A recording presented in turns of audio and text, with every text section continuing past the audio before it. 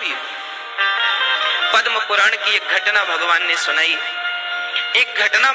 सुनाई। सुनो, एक स्त्री थी, उस स्त्री का विवाह हुआ, पति बहुत सुंदर था, विवाह हुआ, अभी वो हफ्ते भर अपने पति के संग रही कि पता लगा कि उसके पति को कोढ़ की बीमारी हो गई। कोढ़ जानते हैं, पूरा शरीर सफेद पड़ जाता है। दो प्रकार का कोढ़ होता है, एक कोढ़ वो जो शरीर को सफेद कर देता है, एक कोढ़ वो होता है जो पूरे शरीर में चमड़ी को गला गला करके गिराता है और मावाद बन जाती है, पूरे शरीर में दुर्गंध निकलती है पूरे शरीर से। एक पत्नी थी, शादी के अभी केवल 1 सप्ताह हुए थे, खबर लगी कि पति को कोढ़ की बीमारी है, पूरा शरीर अब कोढ़ की गिरफ्त में आने लगा, पूरे शरीर से दुर्गंध निकलती है, मावाद बहने लगी, कोई देखे तो उसे घिन आती है, ऐसा शरीर उसके पति का हो गया। पर धन्य थी वो स्त्री कि अपने पति की ऐसे शरीर, ऐसी दुर्गति होने पर भी वो अपने पति से प्रेम करती और अपने पति की सेवा करके अपना पत्नी धर्म निभाती। वो स्त्री अपने पति की सेवा करती, कपड़े से शरीर को पोंछती और पति का बहुत ख्याल रखती। कोई और स्त्री होती शायद तो इस अवस्था में, शादी के अभी 1 सप्ताह हुए थे, इतने जल्दी कौन किसे स्वीकार करता है?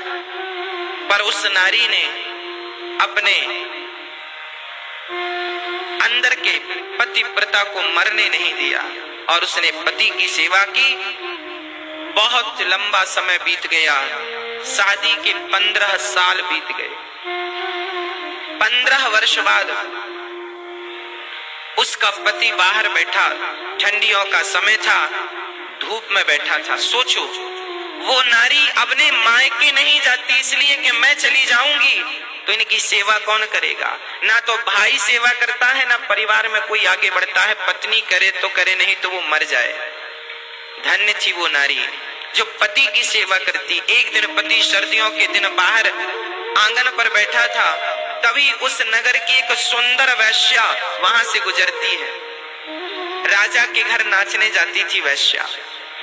जब वो राजा के घर नाचने जाती तो उसी रास्ते से गुजरी। आज कोढ़ जिनको था, उस कोढ़ी ने उस स्त्री को देखा, आहा कितनी सुंदर है ये, और उसकी सुंदरता पर लट्टू हो गया। उसका मन वैश्या के पीछे चला गया। शाम को बड़ा उदास था। पत्नी ने कहा, स्वामी जी क्या हुआ? तब कह दिया, क्या बताऊं, आज यहाँ से वो स्त्री गई, उसके संग मेरा मन चला गया। तुम बहुत बड़ी, देखो एक पति अपनी पत्नी से कह रहा, सुनना जरा, ये पद्म पुराण में लिखी घटना है, सच घटना है, कोई मुंह जवानी की नहीं। हाँ, उस पति ने कहा, उस कोढ़ी ने कहा अपनी पत्नी से, सुनो, एक बार तुम चाहो तो वो वैश्या मुझसे मिल ले, बस एक बार उससे मिलने की इच्छा है। वो वैश्या है ना, वो मुझसे मिल सकती है, उसे हम जितना पैसे चाहिए पैसे दे देंगे। अब एक पति भला अपनी पत्नी से कह रहा है कि तुम हमें उस वैश्या से मिला दो, पर पत्नी तो पतिव्रता थी, भला पति की ये आज्ञा भी कैसे टालती? आज तक किसी आज्ञा का उल्लंघन किया नहीं था, ये आज्ञा कैसे टाल? ठीक है, मैं आपकी मुलाकात जरूर कराऊंगी यदि आपकी इच्छा है, ठीक है। वो पत्नी उस वैश्या के घर जाने लग गई। सवेरे 4 बजे जाती, उसके घर का झाड़ू करती, बर्तन करती, चौका करती, चली जाती। वैश्या ने देखा कि मेरे घर झाड़ू पोंछा कौन करता है। एक दिन उस वैश्या ने ताड़ लिया अर्थात देख लिया, छिप करके देखा कौन आता है मेरे घर काम करने। देखा तो ये पतिव्रता, अच्छा ये इतनी बड़ी पतिव्रता है, इसके चर्चे चारों तरफ फैले थे। लोग जानते थे कि फलाने की पत्नी बड़ी पतिव्रता है, पति को कोढ़ है, फिर भी वो सेवा करती है, घृणा नहीं करती, नफरत नहीं करती, उसे घिन नहीं आती। वैश्या चरणों में गिर पड़ी, देवी तुम इतनी बड़ी पतिव्रता हो, मेरे घर झाड़ू लगाओगी, पोंछा करोगी, तो मैं तो वैसी वैश्या हूँ, मुझे नरक में भी शायद जगह ना मिले, तुम इतनी बड़ी पतिव्रता मेरे घर झाड़ू क्यों लगा रही हो, बताइए। तब वैश्या से कहा, पतिव्रता स्त्री ने, देखो देवी, मेरे पति का मन तुम पे आ गया है, तुम मेरे पति को एक बार मिल लो और उनकी इच्छाओं को पूरा कर दो। जब इस प्रकार का निवेदन एक पतिव्रता नारी ने उस वैश्या से किया, वैश्या को पता था कि इसके पति को कोढ़ का रोग है, शरीर से दुर्गंध निकलती है, परंतु आप कह रही हो तो ठीक है, कल शाम के समय, कल रात्रि के समय आप अपने पति को मेरे घर ले आना, मैं उनसे जरूर मिलूंगी, भेंट करूंगी। ठीक है।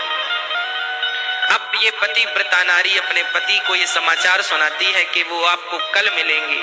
अब तो ये पति बड़ा प्रसन्न हो गया।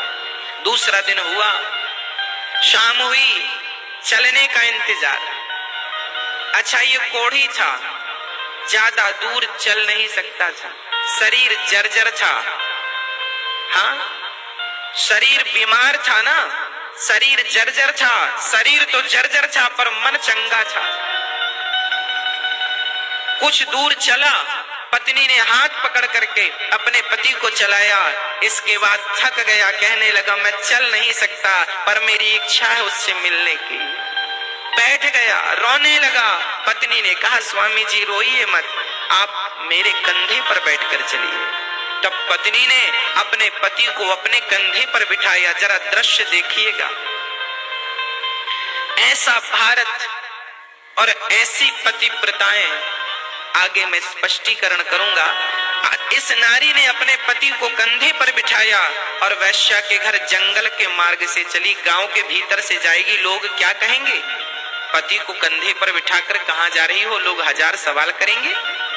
जंगल के मार्ग से जा रही है, कोई देख ना सके। पर उस जंगल में एक घटना और घटने वाली थी। क्या घटना थी? वहां पर एक संत बैठे थे। हाँ, वो संत,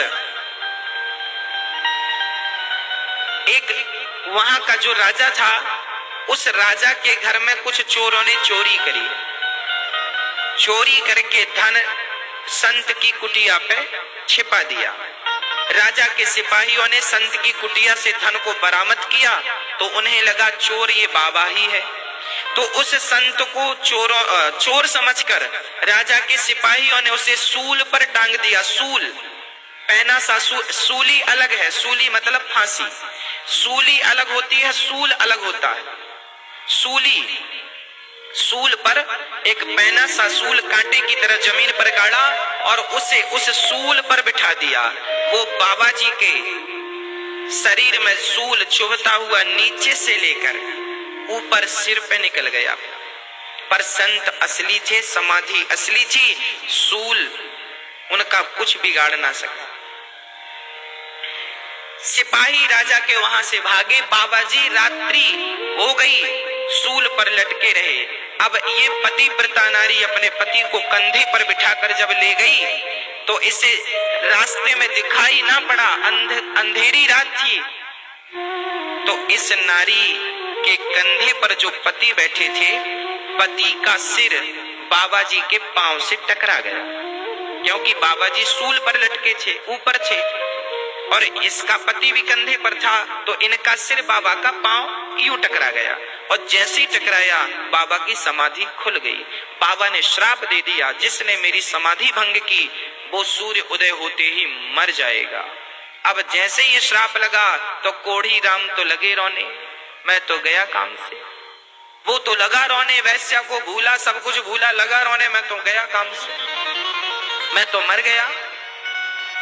पर वो पतिव्रता नारी, उसने कहा, हे सूर्य भगवान, यदि मैं सच्ची पतिव्रता हूँ और अपने पति के अतिरिक्त मैंने कभी किसी पराये पुरुष का स्वप्न में भी चिंतन ना किया हो, तो सूर्य भगवान जब तक मैं ना कहूं आप प्रकट ना होना, क्योंकि आप प्रकट होंगे तो मेरे पति मर जाएंगे। ये संत का श्राप है। तो सूर्य उदय ही नहीं होगा, कहानी खत्म।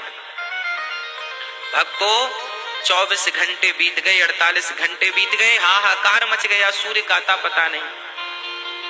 हाहाकार ब्रह्मलोक में मच गया, सूर्य क्यों नहीं निकल रहे हैं? सूर्य बोले, मैं नहीं जाऊंगा, नहीं भस्म हो जाऊंगा उस नारी के कारण।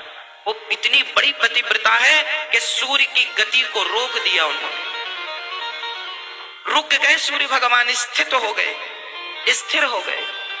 ब्रह्मा विष्णु महेश दौड़े दौड़े आए, देवी क्या कर रही हो, प्रकट होने दो ना, मेरे पति मर जाएंगे। तब अनुसुईया माता को पता लगा, वो आई और अनुसुईया माता ने कहा, देवी तेरे पति को मैं जीवित करूंगी, तू आने दे। सूर्य भगवान को जब आने दिया, सूर्य उदय हुआ, श्राप के कारण पहली किरण पड़ते ही उसके पति मर गए। तब अनुसुईया ने कहा कि हे प्रभु, यदि मैं अनुसुईया सच्ची पतिव्रता हूँ तो इसका मरा हुआ पति जीवित हो जाए। कहकर जल छोड़ा, परिणाम क्या हुआ, मरा हुआ पति जीवित हो गया, कोढ़ का रोग था वो समाप्त हो गया और सुंदर सा पुरुष खड़ा हो गया। विमान आया, दोनों शरीर सहित भगवान के निज धाम को चले गए। एक पत्नी चाहे तो पति कैसा भी हो, उस पति का भी कल्याण कर सकती है।